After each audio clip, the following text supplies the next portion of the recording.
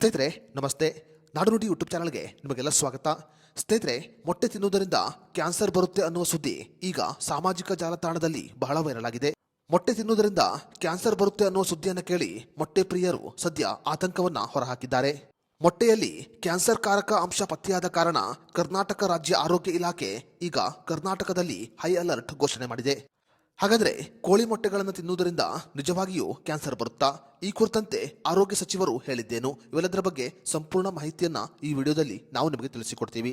Video ತುಂಬಾ informative ಆಗಿದೆ, ಎಲ್ಲೂ ಸ್ಕಿಪ್ ಮಾಡಿದೆ ನೋಡಿ. ಹಾಗೂ ಈ ಮಾಹಿತಿಯನ್ನ ಮೊಟ್ಟೆ ತಿನ್ನುವ ಪ್ರತಿಯೊಬ್ಬರಿಗೂ ಶೇರ್ ಮಾಡಿ. ಸ್ನೇಹಿತರೆ, ಮೊಟ್ಟೆಯಲ್ಲಿ ನೈಟ್ರೋಫಿರಾನ್ ಅನ್ನುವ ಬ್ಯಾನ್ ಮಾಡಿದ ಔಷಧಾಂಶ ಪತ್ತೆಯಾಗಿದೆ. ಸಾಮಾನ್ಯವಾಗಿ ಕೋಳಿಗಳಿಗೆ ನೀಡುವ ಔಷಧಗಳಲ್ಲಿ ಇದು ಕಂಡುಬರುತ್ತೆ. ಮಾನವನ ದೇಹಕ್ಕೆ ಈ ಔಷಧಾಂಶವು ಬಹಳ ಅಪಾಯವನ್ನ ಉಂಟು ಮಾಡುತ್ತೆ. ಈ ಕಾರಣಗಳಿಂದ ನೈಟ್ರೋಫಿರಾನ್ ಅನ್ನುವ ಔಷಧಾಂಶವನ್ನ ಬ್ಯಾನ್ ಮಾಡಲಾಗಿದೆ. ನೈಟ್ರೋಫಿರಾನ್ ಔಷಧಾಂಶವು ಮಾನವನ ದೇಹದ ಸೂಕ್ಷ್ಮ ಜೀವಕೋಶಗಳ ಮೇಲೆ ನೇರವಾಗಿ ಪರಿಣಾಮವನ್ನು ಉಂಟು ಮಾಡುತ್ತೆ. ಅಷ್ಟೇ ಮಾತ್ರವಲ್ಲದೆ ನೈಟ್ರೋಫಿರಾನ್ ಔಷಧವು ಮಾನವನ ದೇಹದ ರೋಗ ನಿರೋಧಕ ಶಕ್ತಿಯನ್ನ ತೀವ್ರವಾಗಿ ಕಡಿಮೆ ಮಾಡುತ್ತೆ. ಈ ಕಾರಣಗಳಿಂದ ಕ್ಯಾನ್ಸರ್ ಬರುವ ಸಾಧ್ಯತೆ ಬಹಳ ಹೆಚ್ಚಾಗಿದೆ.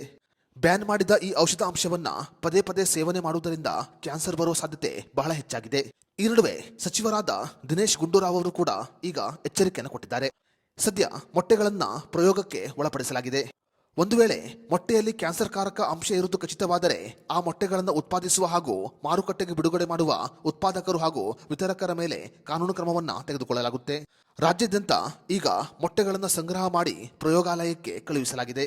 ಸದ್ಯ ಮೊಟ್ಟೆಯಲ್ಲಿ ಕ್ಯಾನ್ಸರ್ ಇದೆ ಅನ್ನೋ ಸುದ್ದಿಯನ್ನು ಕೇಳಿ ಜನರು ಆತಂಕಕ್ಕೆ ಒಳಗಾಗಿದ್ದಾರೆ.